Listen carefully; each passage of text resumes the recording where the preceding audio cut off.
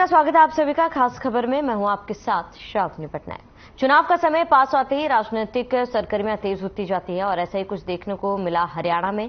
हरियाणा विधानसभा चुनाव में बेहद ही कम समय बाकी है और हरियाणा कांग्रेस में गुटबाजी उभर कर सामने आ रही है। हरियाणा के जींद, हिसार, चरखी दादरी, गुरुग्राम, करनाल, नारनौल और कई अन्य जिलों में ऑल इंडिया कांग्रेस कमेटी के स्टेट ऑब्जर्वर की मौजूदगी में कांग्रेस की जिला स्तरीय बैठक में जमकर हंगामा हो रहा है और बात हाथापाई तक पहुंच गई है।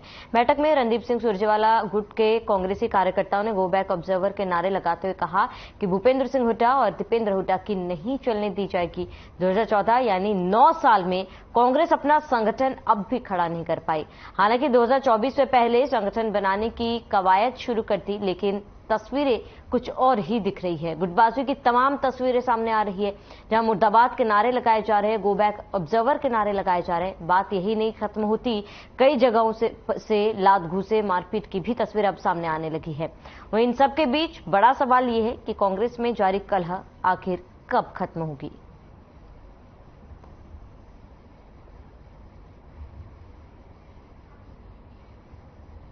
वह चर्चा के लिए तमाम मेहमान हमारे साथ जुड़ चुके हैं, उनका परिचय करवा देती हूँ। बजरंग दास गर्ग कांग्रेस प्रवक्ता हमारे साथ जुड़ चुके हैं। भूपेंद्र सिंह अहलावत बीजेपी प्रवक्ता हमारे साथ जुड़ चुके हैं। ओमकार सिंह इनेलो प्रवक्ता हमारे साथ जुड़ चुके हैं। आप सभी मेहमानों का बहुत बहुत स्वागत है। बजरंग दास गर्ग जी, लगातार 3 दिन हो चुके हैं और ऐसे में लगातार ऐसी तस्वीरें सामने आ रही जहां पर ऑब्जर्वर के खिलाफ नारे लगाए जा रहे हैं और बात अब नारों तक ही नहीं सीमित है, अब बात हाथापाई तक भी पहुंच चुकी है। आपका क्या कहना है? ऐसी कोई मैडम जी बात नहीं है। आप देखिए, आज पूरे देश के अंदर कांग्रेस पार्टी बहुत ज्यादा मजबूत है और हरियाणा के अंदर भारी बहुमत से सरकार बनाने जा रही है। इसमें कोई दो राय नहीं। जो कार्यकर्ता है, नेता है, उसके अंदर बड़े भारी उत्साह है। आप देखिए, जिला प्रधान तो एक ही बनना है, क्यों तो है नहीं कोई एक जिले के अंदर 20 प्रधान बन जाएंगे, मगर बनने वाले 50-60, 30-30, 40 आदमी एक जिले के अंदर है। हर कार्यकर्ता चाहता है, नेता चाहता है कि ये जुआरी मुझे मिले और मैं सेवा करूं।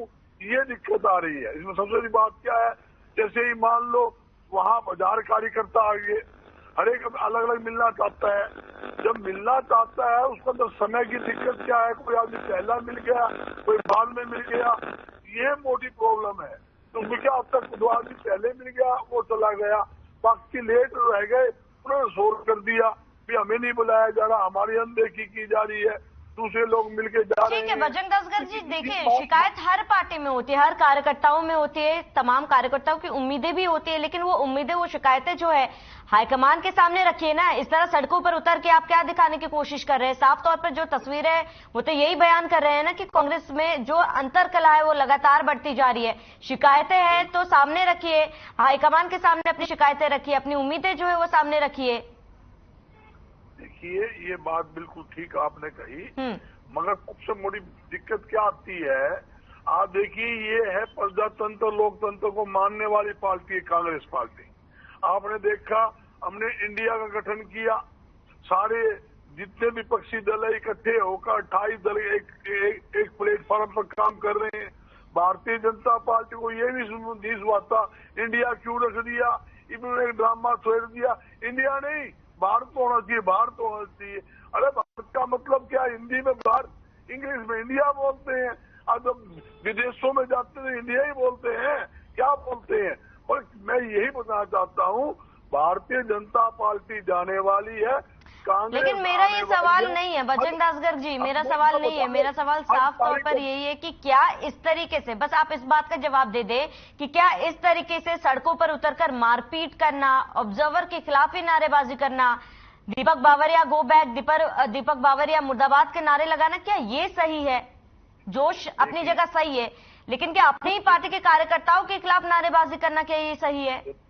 देखो, ना तो दीपक जी वहां आए, तो दीपक गो बैक के नारे की जो बात है, कोई दीपक जी वहां नहीं पहुंचे। दीपक बावरिया ने तो ऑब्जर्व लुक कर दिए। आज मैं सरसे के अंदर हूँ, कल सरसे के अंदर हमारी टीम आएगी। आज मैं सरसा जिला प्रभारी मैं हूँ, मैं सरसा जा रहा हूँ, आपके सामने गाड़ी के अंदर ही हूँ। मैं यही बताना चाहता हूँ, किसी प्रकार का मतभेद नहीं है।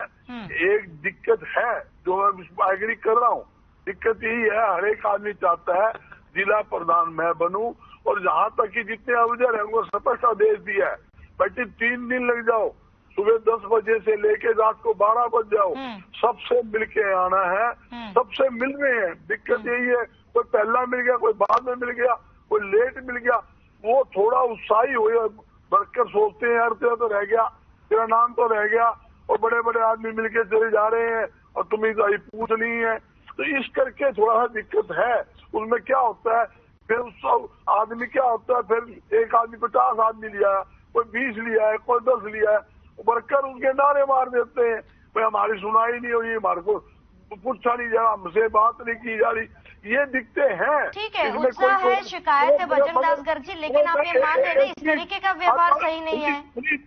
प्लीज आधा मिनट आपसे एक बात क्लियर कराता हूँ। आप देखिए, प्रजातंत्र तो हमने कायम किया ना, भारतीय जनता पार्टी की तो ये नहीं कर बैठे चिट्ठी आउट कर दी, फिर जो बना दिया कोई बोल नहीं सकता। प्रजातंत्र का मतलब नारेबाजी या फिर अपने ही कार्यकर्ताओं के खिलाफ नारेबाजी करना तो नहीं है ना। खैर, बजरंग दास गर्ग जी मैं लौटूंगा आपके पास। भूपेंद्र सिंह अहलावत जी हमारे से जुड़े हुए। भूपेंद्र सिंह जी, आज भी बजरंग दास गर्ग जी का कहना है कि वो अति उत्साह में थे कार्यकर्ता, और ऐसे में लगातार संगठन के ऊपर जो सवाल खड़े किए जा रहे थे, अब तो संगठन की लिस्ट तक सामने नहीं आई है, केवल ऑब्जर्वर की लिस्ट सामने आई है और इस तरीके की स्थिति सामने आ रही है, आपका रिएक्शन?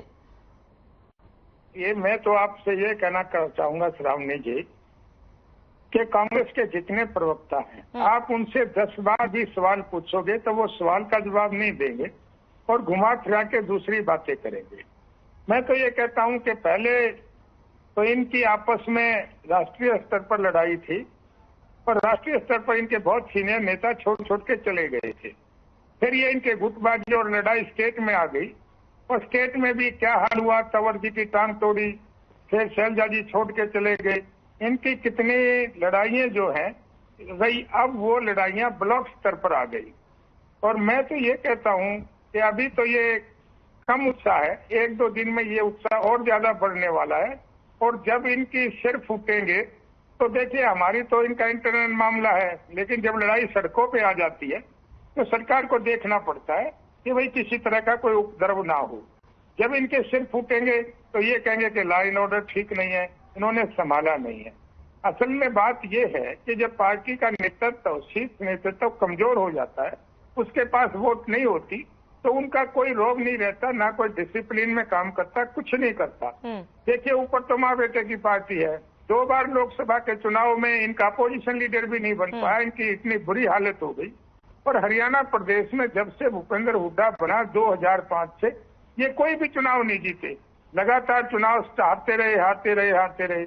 और क्योंकि लोग जानते हैं कि 9 साल के राज में इन्होंने जितनी गुंडागर्दी की थी, किस तरह से किसानों की जमीन हड़पने का काम हुआ, किस तरह से खर्ची पर्ची लेके नौकरी लगाने का काम हुआ, जिनको माननीय हाईकोर्ट ने 13 लिस्ट तो कैंसिल कर दी, और जिस तरह से इन्होंने प्रोटो का बंटवारा किया, तो ये सारी चीजें लोगों के संज्ञान में है।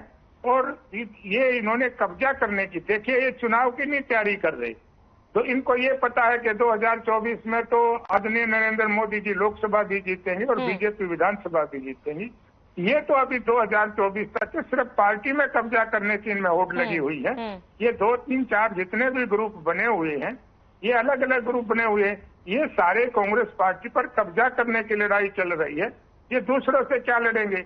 मैं तो जब ये हाथ से हाथ जोड़ो यात्रा की बात करते थे, जब भी बोलता था कि भैया आप अपनी पार्टी को तो जोड़ लो, आप देश तो जुड़ा हुआ है नरेंद्र मोदी जी की में।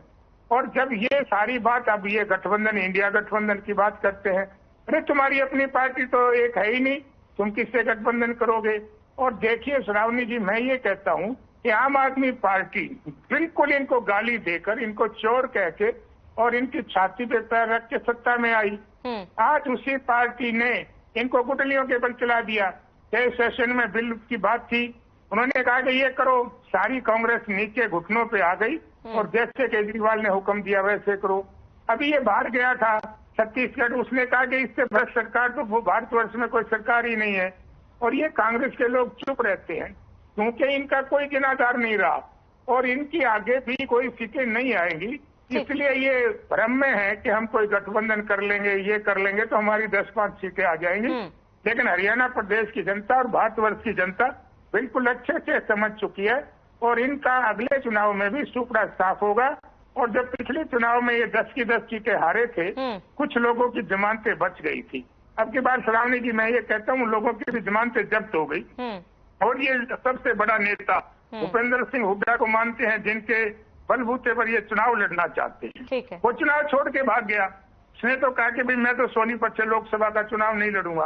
अरे भाई जब इतनी तुम्हारी है इतने भाग्य हो तो तू चुनाव से भागते हो।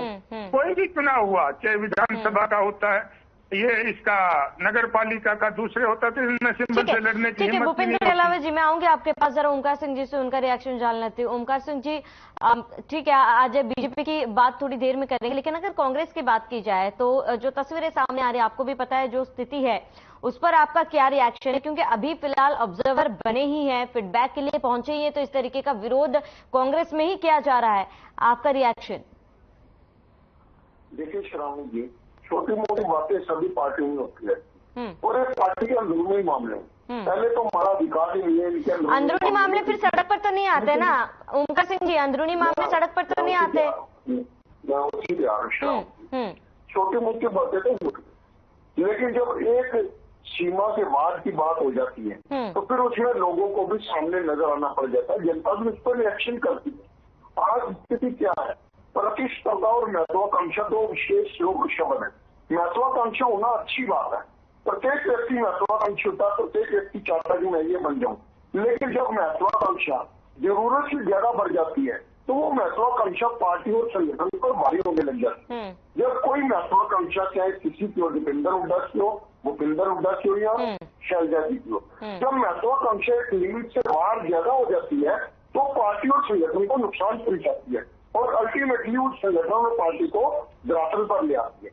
ऐसी प्रतिस्पर्धा पॉजिटिव तब तक रहती है, अच्छी होती है प्रतिस्पर्धा। दो कैंडिडेट एक हल्के में होंगे, तीन होंगे, तीनों मेहनत करेंगे तो प्रतिस्पर्धा अच्छी है। लेकिन किसी एक को टिकट मिल जाए और तीनों मिलकर काम करें तो प्रतिस्पर्धा पॉजिटिव है। लेकिन जब प्रतिस्पर्धा इस बात पर आ जाए कि मैंने ही आगे आना है, दूसरे को आने नहीं दूंगा, तो वो प्रतिस्पर्धा पार्टी और संगठन के लिए नुकसान हो जाए। आज कांग्रेस जिस दौर से गुजर रही है वो प्रतिस्पर्धा नेगेटिव स्थिति में चली गई। जब कुछ सांझे की हंडिया चौराहे पर फूट जाती है तो उसका नुकसान ही नुकसान होता है। और देखिए तीन चीजें होती है, पहले तो आपसी मतभेद होता है, उसके बाद फूट पड़ती है, फिर टूट हो जाती है। ये स्थिति हमारे से ज्यादा कोई नहीं जानता। हमारी पार्टी 2019 के पहले मतभेद हुए, उसके बाद फूट हुई, आपसी फूट की वजह से पार्टी टूट गई। पार्टी टूटने का मतलब ये हुआ कि हमारी तरफ एक सीट है, जबकि पूरा हरियाणा कह रहा था 2019 में इनेलो बसपा गठबंधन की सरकार बनने जा रही है। यही स्थिति आज कांग्रेस के साथ है। अगर ये अभी भी ना समझे तो ये जो टूट है ना, ये टूट में जाके खत्म होगी। और इसका फायदा पिछली बार हमारी टूट का फायदा इनेलो टूट गई थी, इसका फायदा मुख्य रूप से जेजेपी ने लिया, जो सीट 10 वो लेगी और जेजेपी की नहीं थी। कौन है जेजेपी? जेजेपी को कौन जानता है? लेकिन इनेलो का वर्कर जब उसने देखा पार्टी टूट गई तो कहीं ना कहीं अपने आप को सुरक्षित समझ के बीजेपी में चला गया, कांग्रेस में चला गया, जेजेपी में चला गया। कांग्रेस की जो 31 सीट आई उसमें इनेलो का भी रोल रहा, क्योंकि हमारे बहुत से कार्यकर्ता, बहुत से नेता कांग्रेस में नहीं चले गए। लेकिन आज जिस परिस्थिति में कांग्रेस है, अगर कांग्रेस ना संभली तो इसका हाल वही इनेलो वाला होना तय है। और इसके बीच में मुख्य रूप से आज इनेलो देखिए बिल्कुल मजबूत पार्टी है। हमारा एकमात्र नेता चौधरी ओम प्रकाश चौटाला जी, उन्होंने अभय चौटाला जी को आगे कर दिया। हमारा में ना कोई मतभेद है, ना कोई फूट है, और फूट का तो सवाल ही नहीं उठता, क्योंकि इनेलो आज एक है। अगर ऐसी स्थिति रही तो 100% मैं कह सकता हूँ आने वाले समय में इनेलो अपने बलबूते पर सरकार बनाएगी। वैसे तो इनेलो गठबंधन में शामिल है, क्योंकि जो इंडिया गठबंधन बना उसकी नींव फतेहाबाद में पिछले साल 25 सितंबर को रखी गई थी। और इस 25 सितंबर को देश के मुख्य विपक्षी पार्टियां यहाँ गठबंधन में आएंगी, रैली में भी आएंगी। लेकिन जो बीजेपी सपना देख रही है ना कि दोबारा बीजेपी आएगी, दोबारा प्रदेश और देश में आएगी, प्रदेश के तो ये 2 सीट थी इनकी 2009 में, अगर ये 2 भी बचा गया तो इनके लिए गरीबत है। और देश की बात तो है, जनता आज समझ चुकी है, कभी इंडिया कभी भारत, सिर्फ नाम बदलने से। देखिए भारत हमारा है, हम भारत की जय बोलेंगे, हम इंडिया की भी जय बोलेंगे, हम हिंदुस्तान की भी जय बोलेंगे। ये शब्द हमारे हैं। नाम बदलने से कुछ नहीं होगा, काम करने से होगा। आज 10वां साल चल रहा बीजेपी को। ये तो बता दें इन्होंने केंद्र में क्या किया और स्टेट में क्या किया। सिर्फ ये जनता का ध्यान भटकाना चाहते हैं। आगे जो सरकार बनाने की बात कर रहे हैं ना, जनता इनको जान चुकी है क्या है। ये सिर्फ बहरूपी है, कपड़े बदल के आ जाते हैं, देश बदल के टीवी में 4 बार आएंगे तो 6 बार कपड़े बदलेंगे। ये औरतों जैसे लक्षण नेताओं के नहीं होते। आज जनता पहचान चुकी है बीजेपी को और 100% आने वाली सरकार इंडिया गठबंधन के साथ बनेगी। ये मैं दावे के साथ कह सकता हूँ, क्योंकि आज जनता को मालूम है कि ये व्यक्ति सिर्फ बीजेपी वाले सिर्फ आपसी भाईचारा खराब करके, हिंदू मुस्लिम करके, हिंदुस्तान मुसलमान करके, मंदिर मस्जिद करके, ये जनता में डिवाइड करके डिवाइड एंड रूल की पॉलिसी पर वोट देना चाहते हैं। लेकिन आज जनता बहुत समझदार हो चुकी है, जनता को मालूम है। लेकिन मैं मुद्दे पर वापिस आते हुए कांग्रेस के वोट को पाऊंगा। कांग्रेस के वोट आना जरूरत से ज्यादा होंगे। 9 साल में इनसे गठबंधन नहीं बना, इनसे अपना संगठन नहीं बना और अब लास्ट टाइम तक मेरे को नहीं लगता कि संगठन बन पाएगा। बना ले तो अच्छी बात है, क्योंकि विपक्ष मजबूत होना लोकतंत्र में बहुत जरूरी है। ये विपक्ष मजबूत नहीं है, इसीलिए तो बीजेपी कभी परिवार पहचान पत्र, कभी प्रॉपर्टी आईडी, कभी ये पोर्टल, कभी वो पोर्टल, ये सारी समस्याएं जो है ये मजबूत। ठीक है ओमकार सिंह जी, मैं आऊंगी आपके पास, क्योंकि आपने बहुत सही बात कही है। बजरंग दास गर्ग जी, ओमकार सिंह जी ने इनेलो का उदाहरण देते हुए कहा है कि अगर समय रहते कांग्रेस नहीं सुधरी तो ऐसे में इसका खामियाजा जरूर आने वाले समय में मिलेगा। इसके साथ ही क्योंकि हाईकमान ने ऑब्जर्वर बनाया, लेकिन ऑब्जर्वर पर कई सवाल खड़े हो रहे हैं कि ये हुड्डा ग्रुप का ऑब्जर्वर है और ऐसे में क्या गारंटी कि संगठन बनाया जाएगा और संगठन को लेकर भी यही तमाम बातें सामने नहीं आएंगी।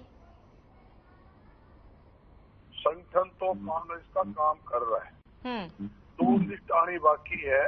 हमारे पीसीसी के सारे डेलीगेट बन चुके हैं, स्टेट की बॉडी बन चुकी है।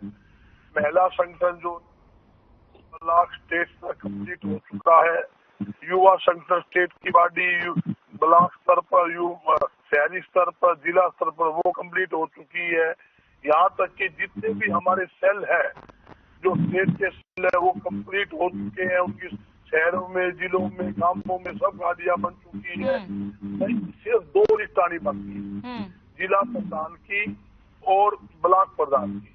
आपको बता दूं, जिला के प्रभारी हमारे बन चुके, जिला के संयोजक हमारे बन चुके। आपके सामने सरसा जिला का प्रभारी मैं हूँ। इसमें इस टाइम में कांग्रेस भवन सरसा के अंदर खड़ा हूँ। हिसार का जिला का मैं कन्वीनर हूँ, प्रदेश का सीनियर प्रदेश प्रवक्ता भी मैं हूँ। मैं यही बताना चाहता हूँ, जहाँ ये लोग बात कर रहे हैं, कांग्रेस इतनी मजबूती के अंदर खड़ी है।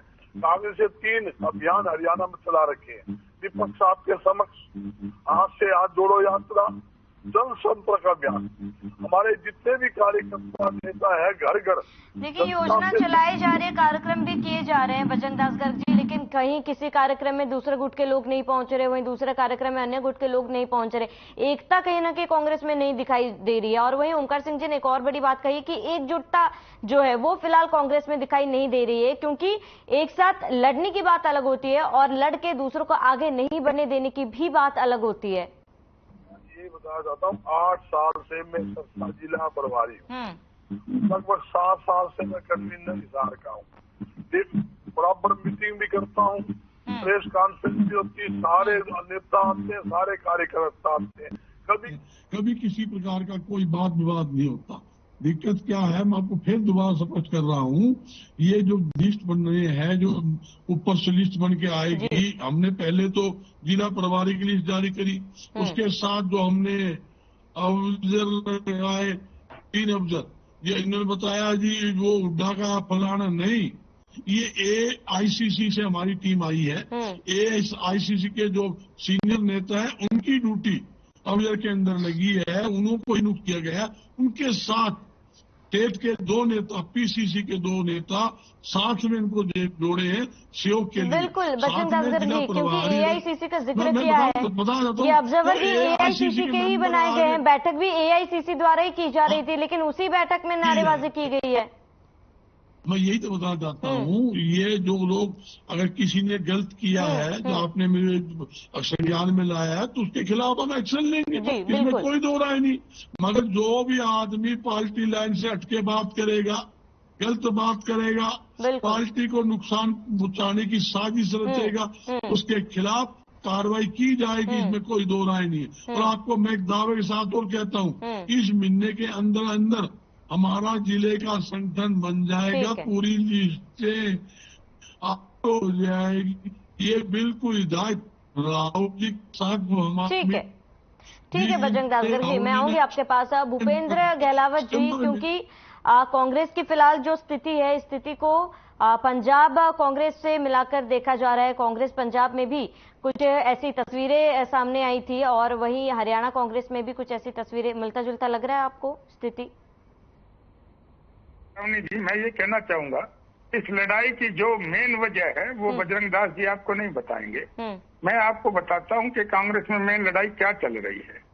इसमें बहुत सारे लोग दल से आए हुए हैं और वो जो लोक दल से लोग आए हुए हैं, कोई 10-12 लोगों को उन्होंने प्रभारी बनाने का काम किया है और वो इस पे कांग्रेस पार्टी पे भूपेंद्र हुड्डा के नेतृत्व में कब्जा करना चाहते हैं।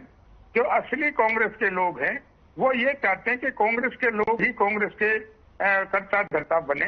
लेकिन मैं ये कहना चाहता हूं कि लोकदल का पूरी तरह से इनका कब्जा हो गया। कहो तो मैं नाम बता दूं, आप जयप्रकाश को ले लो, आनंद दांगी को ले लो, रघुवीर कातान को ले लो, करण सिंह दलाल को ले लो, अशोक अरोड़ा को ले लो, ये सारे लोग, जो संत कुमार को ले लो, ये सारे लोग जो लोकदल से आए हैं वो कांग्रेस पर कब्जा करना चाहते हैं और ज्यादातर कब्जा उन्होंने कर भी लिया।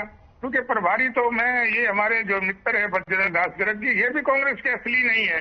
अब झगड़ा इस बात का हो रहा है कि भूपेंद्र हुड्डा के नेतृत्व में, भूपेंद्र हुड्डा भी ये चाहता है कि कोई भी सीनियर आदमी, कोई पुराना आदमी, वो कांग्रेसी जो होगा वो तुझे तो लीडर मानेगा नहीं, इसलिए वो उनको जैसे तवर को किनारे करके भगा दिया था। इसी तरह से ये साजिश चली हुई है और लोकदल के लोग जो लोकदल से आए हुए हैं वो कांग्रेस पर कब्जा करना चाहते हैं, जिसका जो असली कांग्रेस के लोग हैं वो विरोध कर रहे हैं। ये सारी लड़ाई ये है।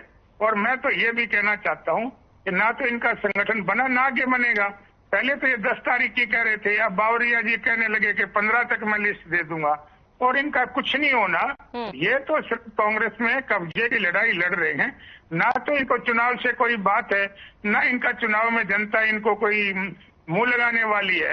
ये तो मैं कहता हूँ कांग्रेस का पूरी तरह से दिवाला पिट गया और ये किश्ती जो है ये डूब रही है और डूबती हुई किश्ती में कोई नहीं बैठेगा। पर भारतवर्ष की जनता और हरियाणा प्रदेश की जनता तो बहुत जागरूक है। जब उनको ये लग रहा है कि ये सारे भ्रष्टाचारी इकट्ठे होकर गठबंधन बना रहे हैं तो उसमें लोग कैसे राय दे देंगे। ये जो मेरे साथी ओंकार सिंह ने जो लीपापोती करने की बात की, कि इनको भी उम्मीद है ये भी भाग के और इसमें कांग्रेस की गोदी में बैठने के चक्कर में है। लेकिन ये कांग्रेस की गोदी में बैठे या अकेले लड़े, इनका कुछ नहीं। पीछे भूपेंद्र जी, मैं आऊंगी आपके पास। ओंकार सिंह जी, आपका रुख करूंगी। क्या लगता है कि जनता का समर्थन ऐसी स्थिति में या फिर जनता का भरोसा कांग्रेस जीत पाएगी? इसके साथ ही भूपेंद्र सिंह गहलावत जी ने भी एक टिप्पणी की है, उस पर आपका रिएक्शन? संगठन सर्वोपरि होता है, पार्टी सर्वोपरि होती है। जब तक पार्टी के नेता कार्यकर्ता इस बात को समझेंगे तब तक पार्टी जीवित रहती है। अगर पार्टी के नेता अपने आप को पार्टी से ऊपर माने, संगठन से ऊपर माने, तो पार्टी का विघटन है। आज कांग्रेस की स्थिति ठीक नहीं है, मैं मानता हूँ। दूसरा, मेरे भाई ने एक बात कही कि भ्रष्टाचारी लोगों का संगठन है। अरे भाई, आपकी पार्टी देखिए 38 लोगों का संगठन है। अभी आप एनसीपी को मोदी जी कहते 70,000 करोड़ के घोटाले में और अजीत पवार को शामिल कर लिया। क्या ऐसी वॉशिंग मशीन है आपके पास? दूसरी, इन्होंने बहुत महत्वपूर्ण बात कही। इन्होंने कहा कांग्रेस में ज्यादातर लोग इनेलो से आए हैं, वो असली कांग्रेसी नहीं है। तो जरा इनसे पूछना, इनके तो 2 विधायक थे, इनके कितने असली है कितने नकली है? इनके तो सारे के सारे हमारे हैं। इनके पल्ले क्या है? इनके 2009 में 2 विधायक थे, सिर्फ 2, और अब 40 है। इनसे पूछिए, उन 40 में से जरा एक एक पे हाथ लगा के इंग्लिश मिला के बताएंगे ये बीजेपी का कार्यकर्ता है, ये इनेलो का कार्यकर्ता है। इनके अपने 2 बिली मिलने वाले। तो ये बात तो ये है, जब कोई व्यक्ति किसी पार्टी की आस्था छोड़कर दूसरी पार्टी में चले जाता है, आप कांग्रेस पर उंगली उठा रहे हो, अच्छी बात है। आप जब अपनी बीजेपी पे उंगली उठा के दिखाओ, आपकी बीजेपी में आज जो सत्ता में है उसमें कौन से लोग हैं जो तुम्हारे असली बीजेपी से हैं, ये तो बताओ। तुम्हारे तो असली दो भी नहीं निकलने वाले। और दूसरा, बीजेपी की जो पार्टी है ये कहती है भ्रष्टाचार के रोक लगाती है। अरे जितने भ्रष्टाचारी हैं आज तुम्हारे अंदर, जितने बलात्कारी हैं, इंटरनेट पे ना आप सर्च मार के देख लेना किस पार्टी में सबसे ज्यादा बलात्कारी है, किस पार्टी में सबसे ज्यादा भ्रष्टाचारी है। आपको इंटरनेट ही जवाब दे देगा, मेरे को देने की जरूरत नहीं है। आज पूरी दुनिया, पूरा देश जानता है कि बीजेपी एकमात्र ऐसी पार्टी है जो सीबीआई, ईडी, विजिलेंस और अब तो एक एनआईए भी आ गई, इन सब का दुरुपयोग करती है।